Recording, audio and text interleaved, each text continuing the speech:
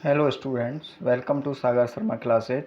आज हम आपके लिए लेके आए हैं revision series for 100% JRF conceptual MCQs of paper 1। ये क्वेश्चंस आज से हम स्टार्ट कर रहे हैं सीरीज़ को, तो कम से कम इसकी आपकी 10 to 15 ऐसे ही क्वेश्चन आएंगे। हर वीडियो में आपके 15 कॉन्सेप्चुअल एमसीक्यूज होंगे पेपर 1 के। ये आपके लिए ज़रूर बहुत फ़ायदेमंद रहने वाला है, तो आप इस सीरीज़ को बिल्कुल भी मिस ना करें। तो चलिए आज की इस वीडियो को स्टार्ट करते हैं। वीडियो को स्टार्ट करने से पहले जिसने अभी तक हमारा टेलीग्राम ग्रुप ज्वाइन नहीं किया है, जहां पर हम मोस्ट इम्पोर्टेंट टेस्ट कॉमर्स के और पेपर 1 दोनों के क्विज के क्वेश्चंस लाते हैं, तो आप डिस्क्रिप्शन में दी हुई लिंक के थ्रू वहां से ज्वाइन कर लीजिएगा। अब आज हम इस वीडियो को स्टार्ट करेंगे, तो हम पहला क्वेश्चन आपके सामने ला रहे हैं। पहला क्वेश्चन है, it is desirable to introduce the uniform grading system, और उसका रीजन कह रहा है the grading system is considered to be better than conventional marks. अब आप देखिए, क्या ये असर्शन और रीजन दोनों सही हैं या कोई एक ही सही है। अगर दोनों सही भी हैं तो क्या ये इसका आपका करेक्ट एक्सप्लेनेशन है या नहीं। तो अभी जैसा आपको पता है, न्यू एजुकेशन पॉलिसी में इन्होंने यूनिफॉर्म ग्रेडिंग सिस्टम की बात की है, तो ये बिल्कुल असर्शन तो राइट है, और grading system is considered to be better than conventional marks ये भी बिल्कुल ठीक है। तो इसीलिए ये जो न्यू एजुकेशन पॉलिसी में इसकी बात की जा रही है, तो इसका जो राइट आंसर वो आपका हो जाएगा A. Both assertion and reason are true and reason is the correct explanation of the A. अब which of the following are data collection tools used in quantitative research? दो तरह की आपकी रिसर्च होती हैं, वैसे तो बहुत टाइप्स की होती हैं, लेकिन अगर डेटा की क्वालिटी के बेसिस पे बात करें तो एक क्वालिटेटिव होती है, क्वांटिटेटिव होती है। तो आपको बताना है कि कौन से डेटा कलेक्शन के टूल है इन used in quantitative research. Online surveys भी क्वांटिटेटिव में होते हैं, क्वेश्चनेयर्स भी होते हैं, पोल्स जो आप अनअकैडमी पर लाइव क्लासेस लेते हो वहाँ पोल्स, तो ये सब आपके किसके हैं, क्वांटिटेटिव रिसर्च के डेटा कलेक्शन के टूल हैं। इसका मतलब जो राइट आंसर है वो है हमारा D, all of the above. जो हमारा थर्ड क्वेश्चन है, which of the following are shortcomings of historical research. Historical research में क्या क्या लिमिटेशंस आती हैं। Historical data is incomplete, it can be biased, historical research is broad category. तो ये आपकी तीनों ही समस्या किसी भी रिसर्चर के सामने आ सकती हैं, तो जो राइट आंसर हो जाएगा वो आपका ऑल ऑफ द अबव है। ये सारी आपकी शॉर्टकमिंग्स हैं ऑफ द हिस्टोरिकल रिसर्च। ये हमने आपके एक्सप्लेनेशन साइड भी डाल दिया, आप इसको देख सकते हो कि historical data is incomplete and vulnerable, time date is document can be destroyed by wars और over time, it can be biased and corrupt including diaries, letters, data influenced by the person writing them. Historical research is a complex and broad category because the topics of research like the study of society are that need to be considered and analyzed. Fourth question, which of the following are the secondary sources of historical research. आपको दो पता है, दो तरह के source होते हैं, primary sources, secondary sources. तो टेक्स्ट बुक्स, इंसाइक्लोपीडियाज, जर्नल आर्टिकल्स, ये सब आपके किस में आते हैं, ये सेकेंडरी सोर्सेज हैं, क्योंकि ये ऑलरेडी पब्लिश्ड है। तो all of the above is the right answer हो जाएगा इस केस में, आपका इसमें डी राइट आंसर। तो ये इसके लिखे हुए हैं कौन कौन सेकेंडरी डेटा के सोर्सेज हैं आपके, जैसे second hand account of events found in text book, encyclopedia, journal articles, newspaper, biographic and media such as film और टेप रिकॉर्डिंग, ये सब सेकेंडरी सोर्सेज होते हैं। Has brought in a new impact to the librarian information uses, cinema, camera, computer, none of these. ये तो काफ़ी simple question है, computer has brought in a new impact to the librarian information uses. तो right answer इसका सी हो जाएगा, computer. Intercultural communication plays a role in social science such as anthropology, cultural studies, linguistics या all of the above। इसका जो right answer है वो है आपका D, all of the above. जो इंटरकल्चरल कम्युनिकेशन है वो सोशल साइंस में यूज की जाती है, जैसे कि anthology, cultural studies, linguistics.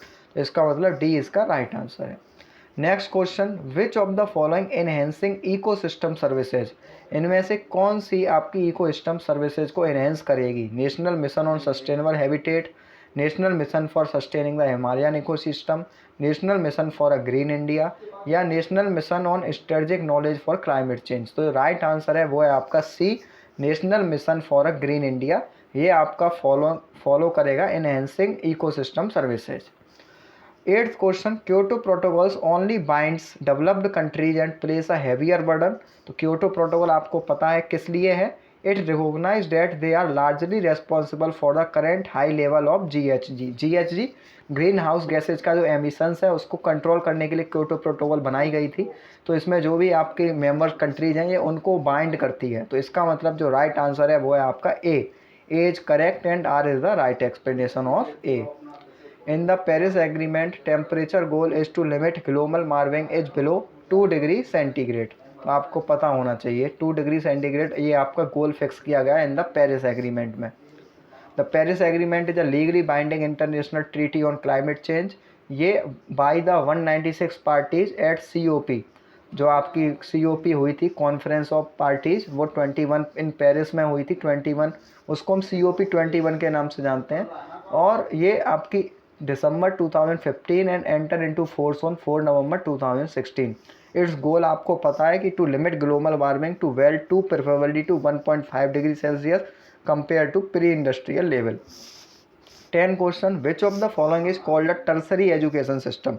Tertiary education system कौन सा होता है? School education, literacy, higher education, vocation education या नन ऑफ दिस। तो इसका जो राइट आंसर है वो है आपका बी, हायर एजुकेशन को हम टर्सरी एजुकेशन सिस्टम भी बोल सकते हैं। आप देख सकते हो टर्सरी में आपके जो हाई लेवल मास्टरल एंड डॉक्टरेट के प्रोग्राम हैं वो आते हैं। तो और जो फर्स्ट ईयर है उसको के बोलते हैं, प्राइमरी वालों को 6 ईयर, सेकेंडरी में 4+2। In a certain code monkey is written as, ये रीजनिंग का है, XDJMNL। How is tiger written in code. तो आप यहाँ पर कॉम्बिनेशन इसकी कोशिश कीजिए देखने की। राइट आंसर है आपका इसमें डी राइट आंसर है। कैसे डी आंसर है? आप देखिए मंकी को उन्होंने कैसे लिखा है वाई। अब ये पीछे से देखिए वाई से पीछे क्या आता है एक्स, तो एक्स पहले आ गया, उसके बाद ई का उन्होंने डी कर दिया। इसी प्रकार आप टाइगर को करोगे तो आर का क्या हो जाएगा, आर से पहले आता है क्यू, क्यू के बाद आपका क्या आ जाएगा, आई से पीछे क्या आता है, आई से पीछे आपका आता है डी। मतलब 2-2 का डिफरेंस है। ये कितने कितने का डिफरेंस है? 2-2 का। आपको पीछे से लेना है जी से पहले क्या आ जाएगा आपका एफ। तो ये आप देख सकते हो, ये आपका हो जाएगा। ठीक, अगर आपको फिर भी समस्या है तो आप हमसे ये पूछ सकते हैं कमेंट में। नेक्स्ट क्वेश्चन बात करेंगे हम, what % of the world fresh water reserve in ground water. तो इसका जो राइट आंसर है, स्टैटिक क्वेश्चन है कि 30% of the world fresh water reserve in ground water. अब ये आप देख सकते हो कि 30% of the world fresh water reserve in ground water, where as over 68% of the fresh water on earth is found in ice caps and glaciers. 13, when we study language as it exists at any given point in time, we are looking at it from a point of view called, इसको हम कहते हैं synchronic point of view।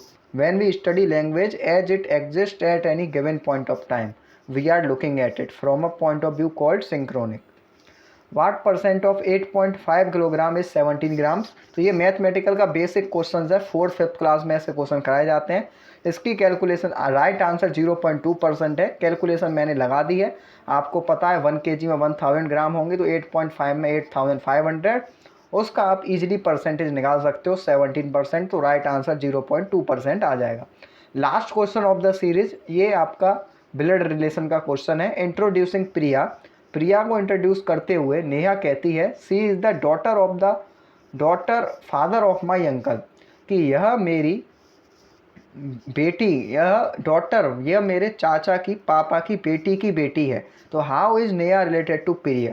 तो इसका मतलब वो उसकी सीधे सीधे कौन हो गई, वो उसकी सीधे सीधे सिस्टर हो गई। ये काफ़ी सिंपल होते हैं, अगर आप ब्लड रिलेशन पढ़ा है तो आप इजीली इनको कर सकते हो।